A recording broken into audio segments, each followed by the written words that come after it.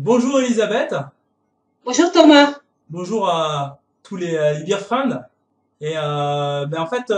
Aujourd'hui on tourne une petite vidéo pour inaugurer une nouvelle chronique. Donc une chronique qui va s'appeler Bouffe et bière. Ouais. Donc Bouffe et bière, c'est la convivialité. Et on vous a sélectionné avec Elisabeth Pierre un petit jeu d'accords bière et fromage pour inaugurer cette chronique.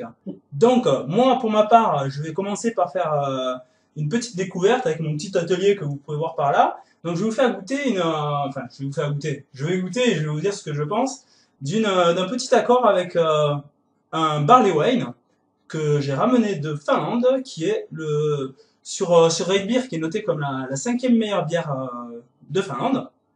Donc c'est un barley wine qui est vieilli en fût de chêne. Donc on va voir ce que ça donne.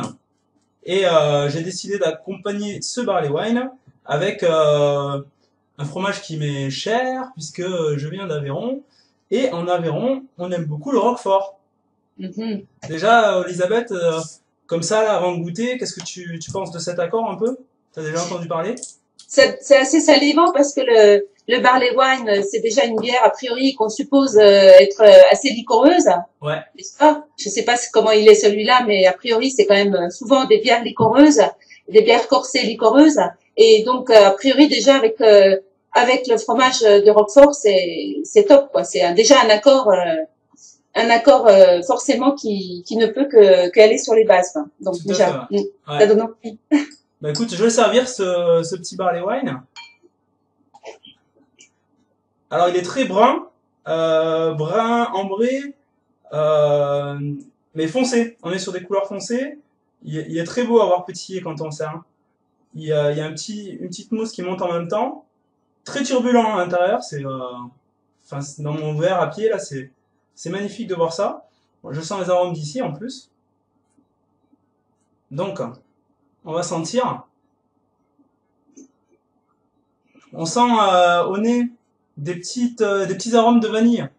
On sent aussi un petit côté floral pour un barley wine qui est en général plus souvent sur le malt. Donc, on va goûter.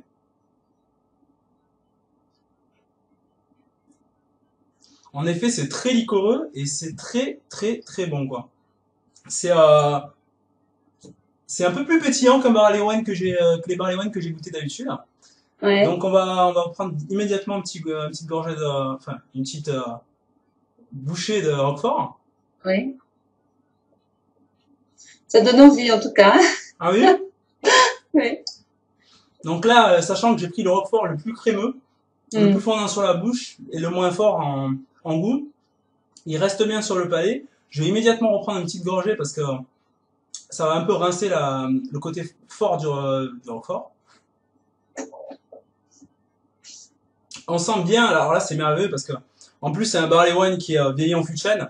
Donc le côté du Roquefort un peu traditionnel, plus ce barley wine qui est et le petit côté boisé du barley wine et toute la longueur dont il dispose, c'est juste merveilleux quoi. C'est Ouais. vraiment un accord merveilleux. Donc Notre envie, voilà, c'est d'aller se téléporter à Montpellier là. c'est ça. Il faut venir. Il m'en reste trois morceaux de Roquefort et un petit peu de barley wine. Donc pour ceux qui veulent venir goûter, dépêchez-vous. Bon mais Elisabeth, à toi de jouer maintenant. Qu'est-ce que tu nous proposes Alors, comme accord? eh ben en fait, je suis allée non pas en Finlande, mais je suis allée au pays des sorcières. C'est où ça? Alors le pays des sorcières, c'est le Berry.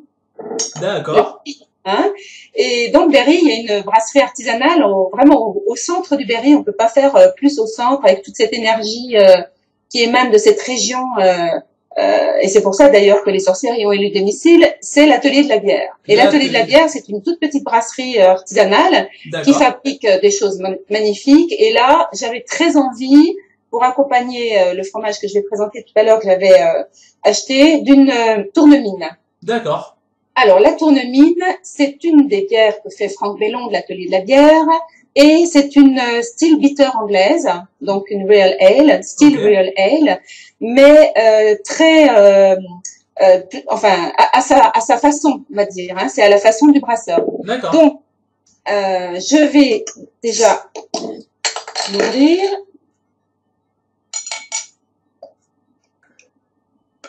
Et Alors ça, c'est absolument magnifique parce que déjà, au niveau de la couleur, c'est une bière qui est un peu rouge, hein, un petit peu cuivrée, Cuivré, c'est vrai, hein. très. Elle a une mousse, elle a une mousse d'une très jolie couleur. C'est pas du tout une mousse blanche, hein.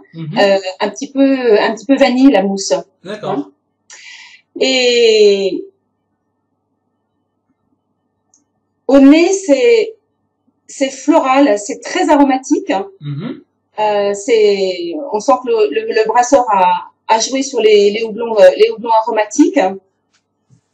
Et en même temps, c'est fruité. Donc, on voit déjà quelque chose d'assez...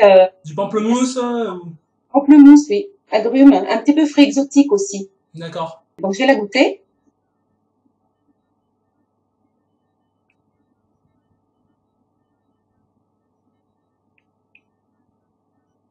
Effectivement, il y a de la matière. Hein.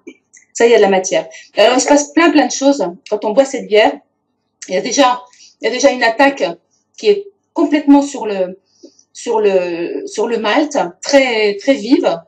D'accord. Et ensuite on a le floral qui arrive, après le fruité, puis après on a l'amertume. Une fois qu'on a avalé, on a l'amertume. En fin de bouche alors. En fin de bouche. D'accord. Et cette amertume, en plus, elle évolue, elle est encore plus forte quand on a avalé. Elle est intense, elle est vraiment très très présente, mais elle est très agréable, elle est très très fine. Alors, cet accord, je l'ai prévu avec un de mes fromages fétiches. C'est un des fromages les plus, enfin, de mes top 10 fromages français. Qu'est-ce donc? C'est un master, donc alsacien, celui-là, parce qu'on peut avoir des masters vosgiens, les Jérômais. Et là, on est sur un master fermier d'Alsace, qui a effectivement un bouquet qui sent très fort, donc, et qui est extrêmement, donc je vais en goûter tout de suite, et qui est extrêmement crémeux. Je sais pas si on le voit là, mais c'est... Ah, mais il a l'air d'avoir un peu chauffé au soleil, non? Enfin, avec la température. Il est déjà bien affiné, il est plus du tout crémeux, très crayeux, hein, il est crémeux. Ah, il est bien fait alors, il est bien fait. Il est vraiment bien fait, bien affiné.